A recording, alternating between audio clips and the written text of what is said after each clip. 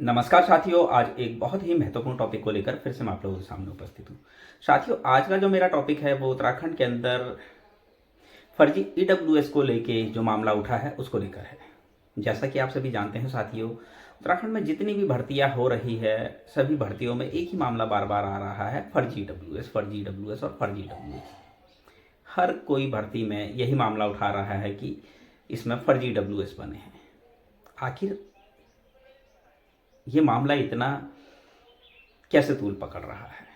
तो साथियों, जैसा कि आप सभी जानते हैं, उत्तराखंड के अंदर फर्जी डब्ल्यूएस का मामला सही मायने में बहुत ज़्यादा तूल पकड़ चुका है। और कहीं ना कहीं तूल पकड़ने का जो मेन कारण है वो है कि सही तरीके से ईडब्ल्यूएस के जो हकदार जो लोग हैं, जो सही मायने में ईडब्ल्यूएस के क्राइटेरिया को फॉलो करते थे, उनको ईडब्ल्यूएस का फ़ायदा नहीं मिला। ऐसे लोगों को फ़ायदा मिल गया जो कि ईडब्ल्यूएस के क्राइटेरिया को फॉलो ही नहीं करते थे।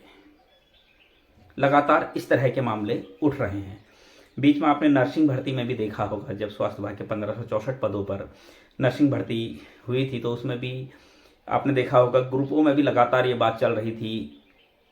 जैसे कोई देहरादून की कोई महिला थी जिनका ससुराल देहरादून में जौलीग्रांट के आसपास कहीं था और लगभग अच्छी खासी प्रॉपर्टी उनके पास थी, और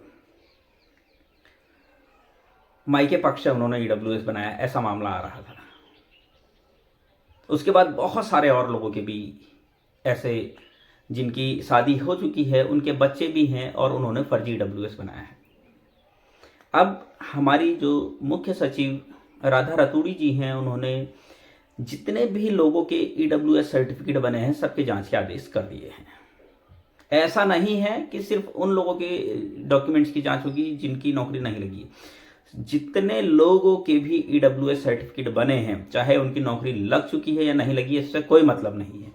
जिन लोगों के भी ईडब्ल्यूएस सर्टिफिकेट बने हैं सभी के डॉक्यूमेंट्स की जांच बैठ रही है, और ये जांच बहुत बड़े लेवल पर हो रही है। और इस चीज़ के लिए मैं आप लोगों को बताना चाहता हूं कि जितने भी फर्जी ईडब्ल्यूएस होंगे, जिन्होंने भी गलत तरीके से आर्थिक रूप से कमज़ोर का जो सर्टिफिकेट है वो बनाया होगा, वो इस जांच में निश्चिंत ही पकड़ा जाएगा।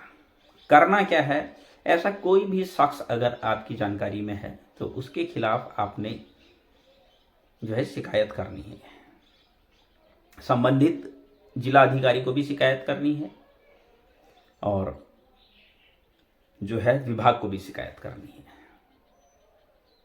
ये जरूरी है साथियों। जो भी गलत तरीके से इन भर्ती प्रक्रियाओं में सम्मिलित हुआ है वो लोग बाहर होने चाहिए, और जो सही मायने में ईडब्ल्यूएस के हकदार थे उन लोगों को उनका हक मिलना चाहिए। ऐसे जितने भी, क्योंकि लगातार मेरे पास इस मामले में आजकल कॉल आ रही है, लगातार सभी लोग यही कह रहे हैं कि उसने ईडब्ल्यूएस फर्जी बनाया है।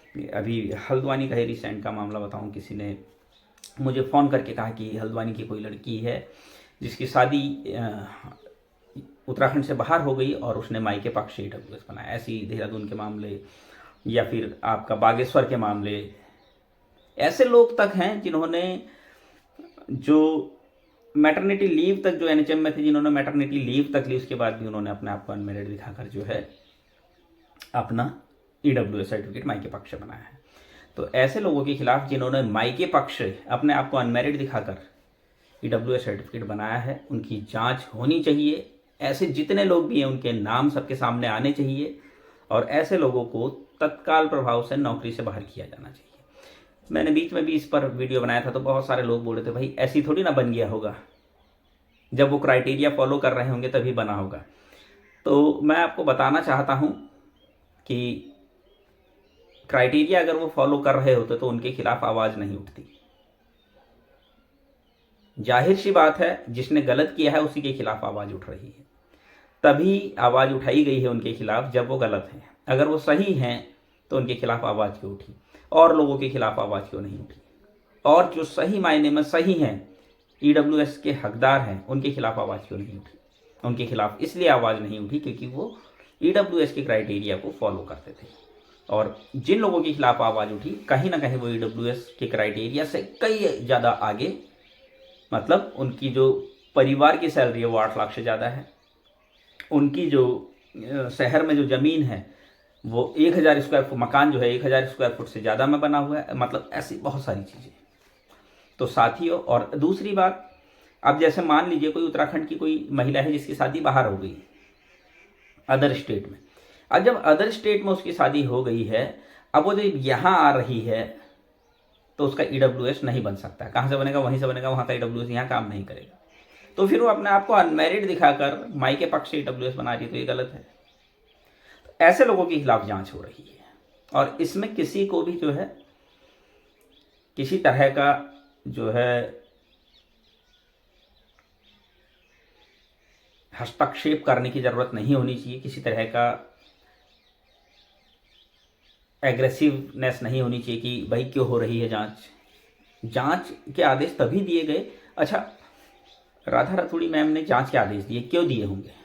कुछ तो सोचा होगा। एक सचिव, मुख्य सचिव है मैम, आप खुद सोचो ना, कुछ तो सोचा होगा तभी तो जांच के आदेश दिए। इसका मतलब कहीं ना कहीं कुछ तो गलत चल रहा है।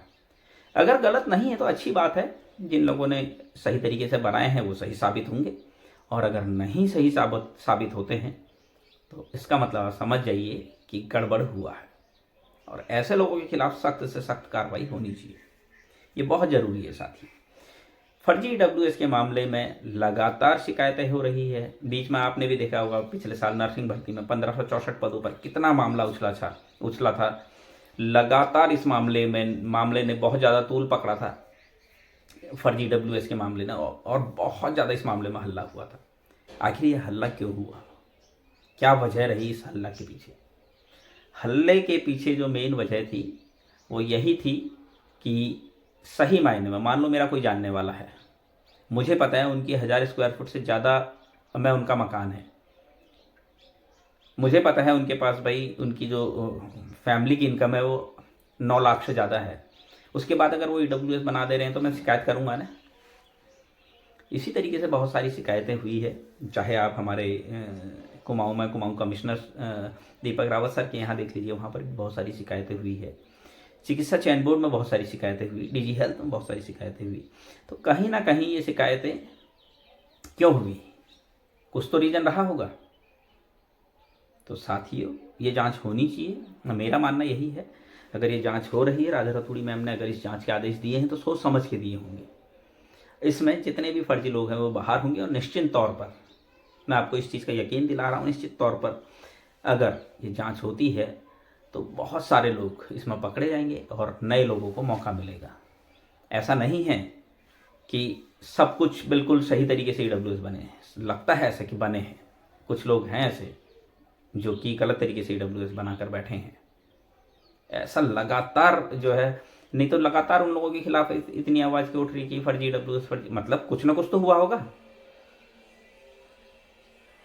तो साथियों, हमें इसमें कोऑपरेट करना चाहिए। और मेरे साथी कुछ लोग कह रहे थे कि जिनकी नौकरी लग गई उनका क्या, जांच तो सिर्फ उन्हीं की होगी जिनकी नौकरी नहीं लगी। ऐसा नहीं है, जांच सबकी होगी, चाहे नौकरी जिसकी लगी है नहीं लगी है, जिसने ईडब्ल्यूएस सर्टिफिकेट बनाया है उसके डॉक्यूमेंट्स की जांच होगी।